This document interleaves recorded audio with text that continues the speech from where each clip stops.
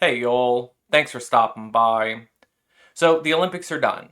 Paris is all wrapped up. They had their closing ceremony. The flag got handed off to the mayor of LA because that's where the next Olympics are going to be held. And all the events are done, but the controversies are still going on. Aside from just the closing ceremonies, just like with the opening ceremonies, you had worldwide Christians becoming upset because they had to see other cultures being on display. Remember specifically, it was someone talking about a one-winged angel on stage, which I thought Sephiroth, but apparently it's I don't know if it's some like proto-French thing, but it has nothing to do with Christianity at all. But I digress. The biggest controversy from this Olympics was probably that boxer lady. I made a video about it before, and I didn't really want to have to make another one, but there are some updates that have happened. Just to recap, this woman, Iman Khalif, from Algeria, by the way, again, like I said in the first video, it's illegal to be gay or trans over there. So I don't think that they put a trans woman in the Olympics just to win. Like they're going to violate all their laws just to win. But she's getting involved with some lawsuits.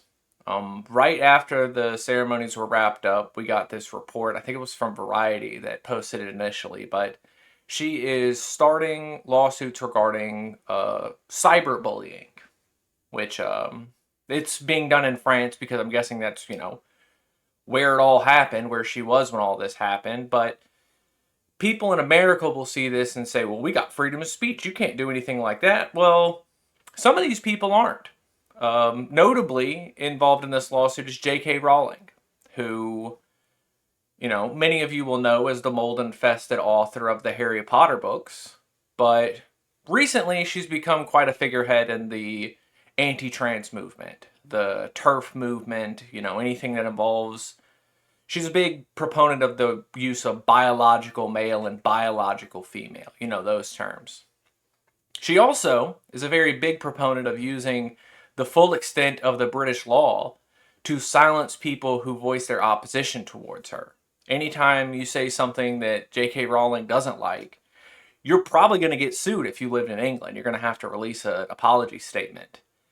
And it seems like that's coming back to haunt her now, because it's going to happen to her. Since this happened, since the Olympics wrapped up, J.K. Rowling has not posted on Twitter. It's been about a week since her last update or status or whatever you call it over there now, and I think these two things are connected. I think she's finally going to feel some ramifications for the bigotry that she spreads online. Now, also involved in this lawsuit is Elon Musk, which I don't know how that's going to work with him being, living in the United States and all that. Sure hope it does something, but even if this one doesn't, this isn't Elon Musk's only lawsuit that has sprung up from Twitter this week. He had that space with Trump on Monday where they admitted to committing union busting tactics. The UAW, the Auto Workers Union, is suing Elon Musk and Trump right now.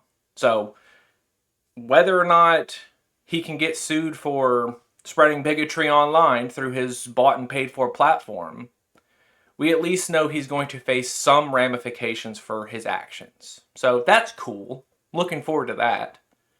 But as far as this lawsuit with Iman Khalif, all this with the Olympics that's been happening, this is the result of this culture war nonsense that conservatives have been pushing on us for the last decade or so now. They want to believe that every single gender non-conforming woman, anyone who doesn't fit this cookie cutter mold of what a woman's body should look like, what a woman's face should look like, they will start accusing these people of being transgender. They will start, like, where does the line end at this point? Because, with this boxer lady, she was born a woman, with woman parts. That's what the Algerian doctor said. She goes through a normal menstrual cycle. Everything that these people claim are these like limiting factors to what defines what a woman is. But now she's not.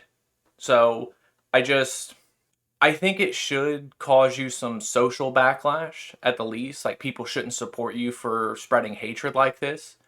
But if it comes to financial ruin, if this is the thing that sinks J.K. Rowling, awesome. You know, I hope she loses the IP rights to Harry Potter so people don't have to feel guilty about going to Universal Studios. Because that park is awesome, but I know a lot of people feel pretty gross about it because of it supporting her. So if she can lose all of that and also get a win for trans rights, great. You know, we just got to wait for updates on this.